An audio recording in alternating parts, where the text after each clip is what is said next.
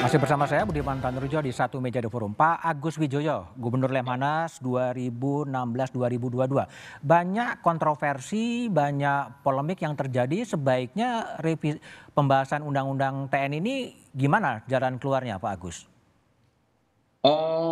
Kita kembali kepada rumus proses penyusunan legislasi yang baik.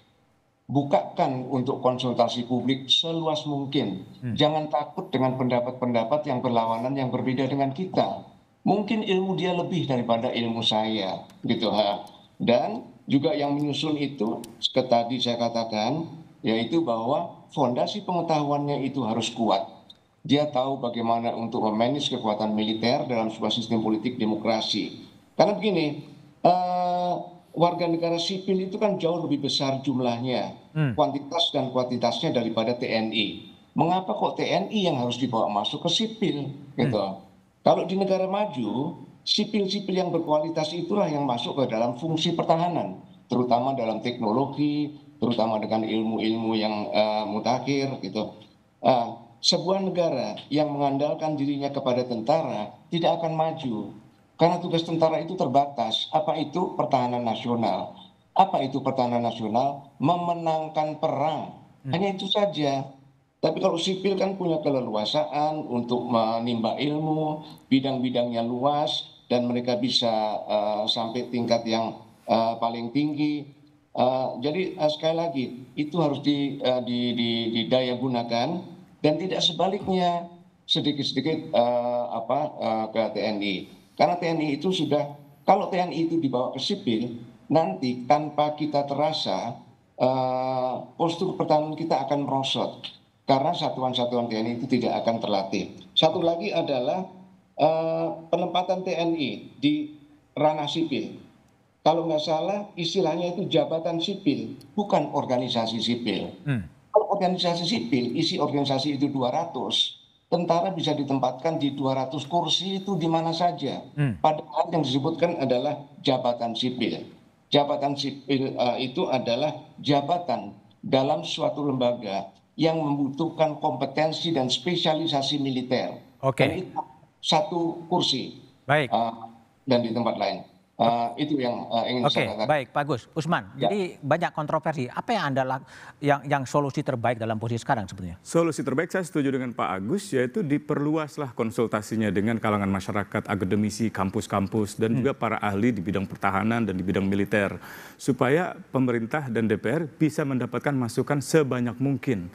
Apakah undang-undang ini ketika direvisi akan tetap sesuai dengan mandat reformasi di dalam TAP MPR nomor 6 maupun nomor 7 tentang pemisahan TNI dan Polri, tentang peran TNI dan Polri, bagaimana penempatan TNI sebagai alat pertahanan nasional, bagaimana pentingnya tidak menggabungkan antara urusan pertahanan dengan urusan sipil, bagaimana agar pertahanan nasional kita tetap kuat ke depan. Sepanjang sejarah kekuatan pertahanan kita selalu kalah. 45, 49 dengan Belanda kita kalah. 99 dengan Interfet kita kalah. Dan ketika tsunami kita lambat di dalam mobilisasi. Jadi kita punya kelemahan besar di dalam sektor pertahanan kita. Harusnya itu yang diperkuat. Alutsistanya diperkuat, kesejahteraan prajuritnya diperkuat, postur pertahanannya diperkuat. Bukan justru ditarik-tarik ke dalam urusan sipil. Baik, Mbak Dani. Dalam pasal-pasal itu janganlah dilanggar. Kembalilah ke dalam TAP MPR itu. Demikian. Mbak Dani, apa concern Anda soal pensiun tadi yang bintang 4 terserah pada Presiden? Salah satu yang menarik buat saya adalah selalu penjelasannya apakah adil kalau TNI pensiun 58 sedangkan polisi, sedangkan ASN dan dibanding-bandingkan semacam itu. Padahal kalau kita melihat bahwa Amerika 64 tahun, Brasil 70 tahun itu ada. Tetapi pertanyaan bagi kita adalah di tengah Presiden mencanangkan program kebijakan efisiensi, tetapi kemudian kita menaikkan usia pensiun, itu ada dua pertanyaan. Apakah itu tidak membebani anggaran APBN? Karena proporsi anggaran di TNI itu paling banyak tuh gaji dan tunjangan. Yang kedua, apakah tidak akan terjadi potensi logjam? angkatan tahun 88 sudah mulai mereda, udah mulai pensiun. Jadi logjam yang terjadi sehingga ada non-job banyak sekitar ratusan kolonel dan lain-lain karena adanya menumpuknya perwira-perwira tinggi ini. Apakah akan kita ulangi lagi? Kalau misalkan usia batas pensiun itu diperlebar, apakah kita sudah menyediakan satu anggaran, kedua struktur organisasi TNI yang menampung itu agar tidak banyak perwira-perwira yang non-job. Dan yang ketiga, jangan-jangan TNI juga nggak happy loh dengan beban ganda atau triple yang luar biasa ini, ngurusin pangan, ngurusin sawah dan lain-lain ini. Dan terakhir saya rasa untuk mengurangi kontroversial dan berita-berita simpang siur di publik, saya rasa pemerintah dan DPR wajib untuk membukakan partisipasi yang bermakna yang dari publik, akademisi, itu bukan hanya kemudian direaksi saja, jawaban dengan argumentasi, tapi dipahami dulu gitu. Seperti kata Pak Agus. Bung Abraham, ada tuntutan buka saja dimnya agar publik tahu persis sehingga perdebatannya menjadi lebih clear gitu. Sepakat. Saya harus tanggapi dua hal dulu, Pak Budiman. Jadi saya akan singkat. Yang pertama saya tanggapi karena ada edukasi hukum yang sangat bodoh yang dilontarkan oleh Pak Usman. Saya harus menyampaikan bahwa Perpres itu tidak bisa dicabut oleh DPR. Perpres hanya bisa di judicial review oleh Mahkamah Agung atau dicabut oleh Presiden.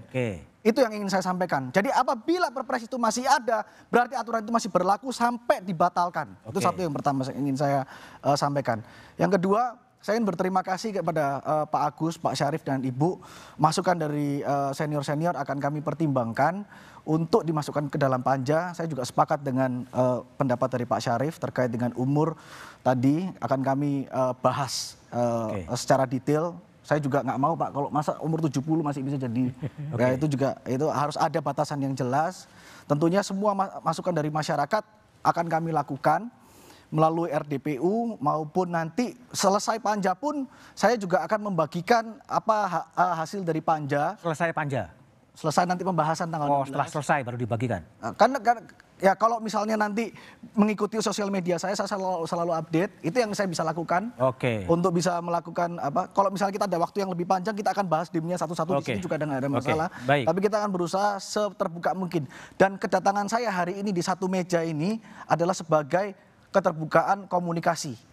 Baik. Terima kasih telah hadir. Pak Syarif, tadi kalau dari Mas Abraham kan mengatakan Perpres memang ada aturannya, kemudian hanya bisa dibatalkan melalui uji materi ke Mahkamah Agung gitu. Tapi DPR apakah tidak bisa berbuat sih untuk mencalon Perpres itu? Ya, sebenarnya kan DPR itu kan menjalankan fungsi check and balance.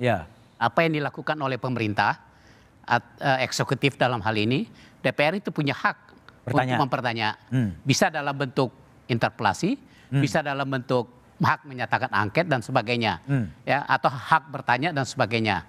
Jadi kalau ada yang dianggap menyimpang, nah ini perlu bisa dipertanyakan. Itu satu.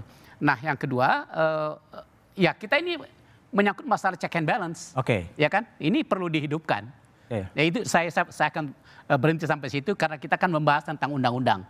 Jadi kalau kita bahas tentang undang-undang, harapan saya semua kita ini, siapapun warga negara, siapapun baik eksekutif, DPR dan sebagainya, itu harus betul-betul impose to the law. Kita harus betul-betul mentaati undang-undang. Jadi kita tidak berbicara tentang Perpres, kita bicara tentang undang-undang.